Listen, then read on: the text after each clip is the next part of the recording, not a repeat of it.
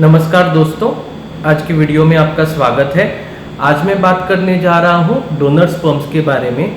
आज का video completely detailed video होगा डोनर स्पर्म्स के बारे में, और मैं वीडियो के अंत में डोनर स्पर्म्स कैसे दिखते हैं वो भी आपको दिखाऊंगा right at the microscopic level. अगर आप हमारे YouTube चैनल पे नए हैं तो हमें सब्सक्राइब करना ना भूलें। सब्सक्राइब करते वक्त बेल आइकॉन ज़रूर दबाएं जिसमें लेटेस्ट नोटिफिकेशंस आप तक पहुंच जाएं।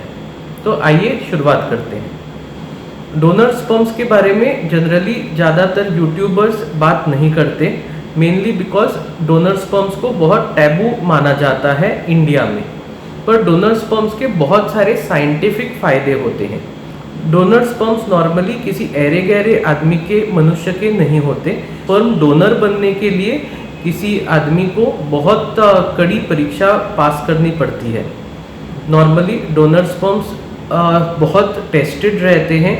इसमें क्रायो प्रिजर्वेबिलिटी ऑफ द स्पर्म्स एक बहुत महत्वपूर्ण सब्जेक्ट है जो डोनर स्पर्म्स को पार करना पड़ता है। सरल भाषा में मैं बोलता हूँ, डोनर स्पर्म्स हमें हमेशा फ्रोज़न स्टेट में मिलते हैं। तो स्पर्म बैंक में आपका डोनर जो रहता है वो वहाँ पे जाता है, एनरोल करता है, उन पे कड़ी परीक्षाएं होती है, थोड़े ब्लड टेस्ट होते हैं, उन सीमेन एनालिसिस होती, और अगर उनका स्पर्म सैंपल ये सब टेस्ट में एकदम नंबर 1 आता है तभी हम ये स्पर्म्स को इस्तेमाल कर सकते हैं। साथ ही साथ उन पे ब्लड टेस्ट किए जाते हैं ये पता करने के लिए कि वो स्पर्म्स में कोई भी प्रॉब्लम है या नहीं है। इन्फेक्शंस जैसे कि HIV, hepatitis B, hepatitis C ये सब टेस्टेड रहते हैं। अन्य सेक्सुअली ट्रांसमिटेड डिजीजेस भी टेस्टेड रहते हैं और इन सब का नेगेटिव होना बहुत ज़रूरी रहता है। इन स्पर्म्स को स्टार्टिंग में भी टेस्ट किया जाता है और 2 से 3 महीनों के बाद रीटेस्टिंग किया जाता है देखने के लिए कि इनमें कोई दोष है या नहीं। अगर उनको कोई भी प्रॉब्लम मिलता है तो स्पर्म बैंक ये सैंपल्स को रिजेक्ट करता है। साथ ही साथ ये स्पर्म्स क्रायो प्रिजर्वेबिलिटी में भी नंबर 1 रहने चाहिए। अब मैं आपको क्रायो प्रिजर्वेबिलिटी का मतलब समझाता हूँ।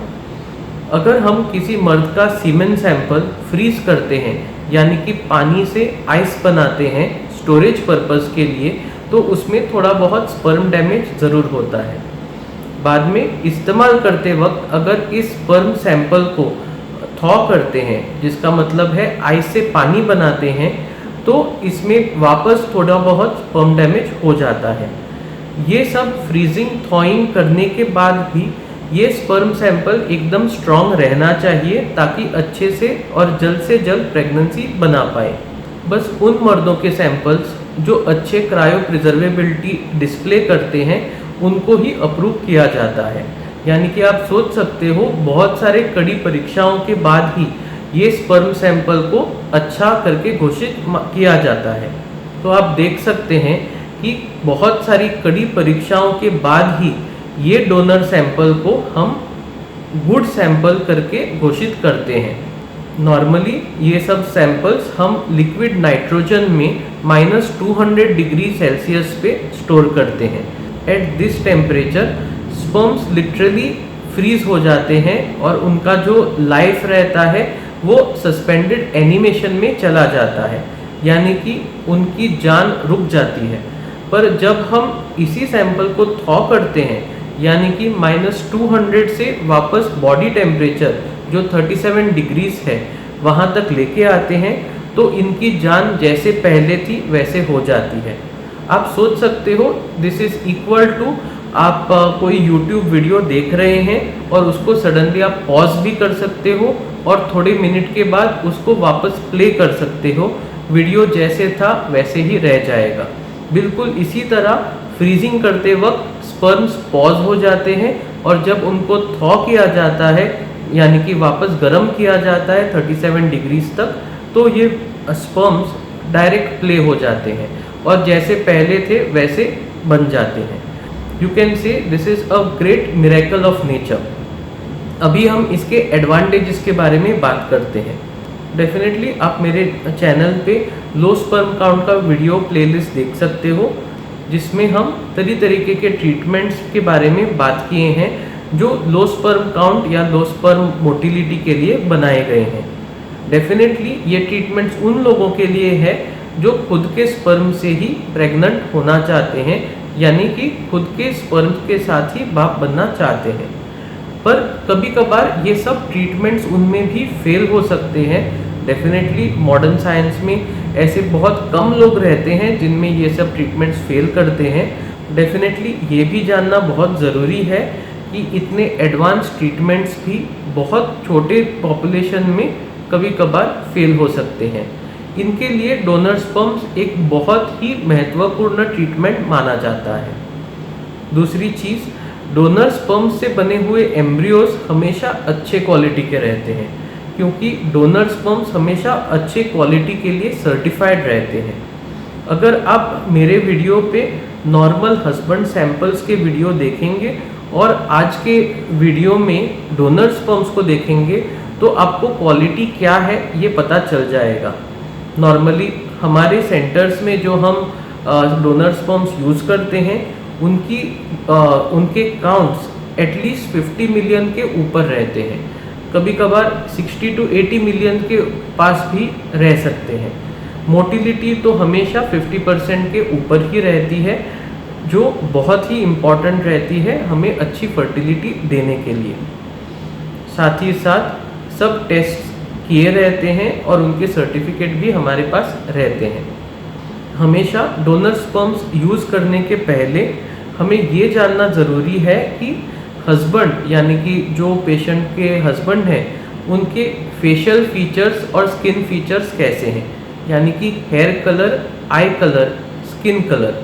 साथ ही साथ हम ब्लड ग्रुप को भी as good as possible match करने की कोशिश करते हैं। हमारी कोशिश हमेशा रहती है कि जो बच्चा इन स्पर्म से बन पाएगा वो एज गुड एज फादर के स्पर्म से बच्चा बनने के बराबर होना चाहिए, यानी कि फिजिकल फीचर्स उनके डैडी के साथ ज़रूर मिलने चाहिए। और आज तक ऐसे भी हुआ है कि बच्चा कभी कभार हूबहू डैडी से मिलता भी है।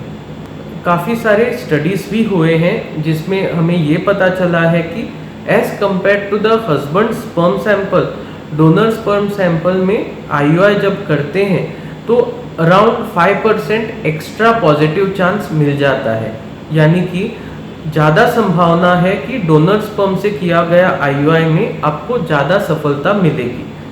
तो आइए अब हम हमारे लैब में जाके देखेंगे इन डिटेल कि ये स्पर्म्स कैसे होते हैं। अभी हम हमारे एंड्रोलॉजी लैब में पहुंच गए। आप देख सकते हैं यहाँ पे हमारा माइक्रोस्कोप है और ये एक हीटर है, इसको टेस्ट ट्यूब बेबी वार्मर भी कहते हैं। इसके अंदर हम डोनर स्पर्म का जो सैंपल है वो रखते हैं।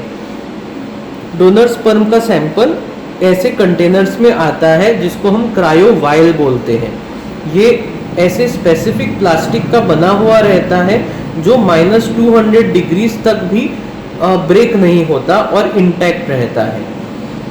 इस पे हमेशा नंबर्स वगैरह रहते हैं जो मैंने मिटाए हैं इस केस के लिए, just to protect the privacy of the patient. तो हमेशा इसमें जो सैंपल रहता है वो हम इस तरीके से खोलते हैं आफ्टर वार्मिंग, यानी कि सबसे पहले आपका सैंपल इसमें जाएगा, गर्म हो जाएगा, उसके बाद हम इसमें से डायरेक्टली IUI कैन्यूला डाल के लोड कर सकते हैं। अभी आप देख सकते हैं कि मैंने ऑलरेडी IUI कैन्यूला लोड किया है डोनर स्पर्म सैंपल के साथ, जो मैं डायरेक्टली पेशेंट में अभी इंसेमिनेट करने जा रहा हूँ। आज की हमारी पेशेंट अजूस्पर्मिक हस्बैंड की वाइफ है जो डायरेक्टली डोनर स्पर्म के लिए ऑप्ट की है।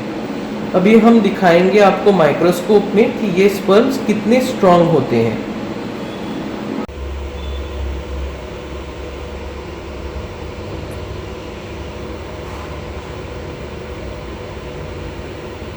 अब आपकी स्क्रीन पे देख सकते हैं कि ज़्यादा से ज़्यादा स्पर्म बहुत तेज़ी से भाग रहे हैं और ज़्यादा से ज़्यादा स्पर्म अच्छे क्वालिटी के हैं।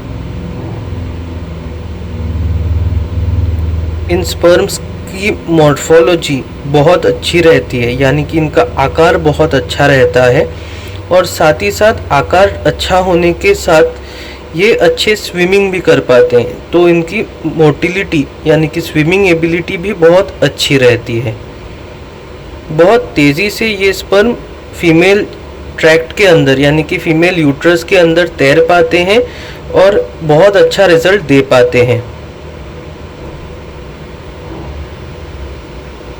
उम्मीद करता हूँ कि आज का वीडियो बहुत इन्फॉर्मेशनल आपको लगा रहेगा। कोई सवाल है तो ज़रूर पूछें कमेंट सेक्शन में। Good day.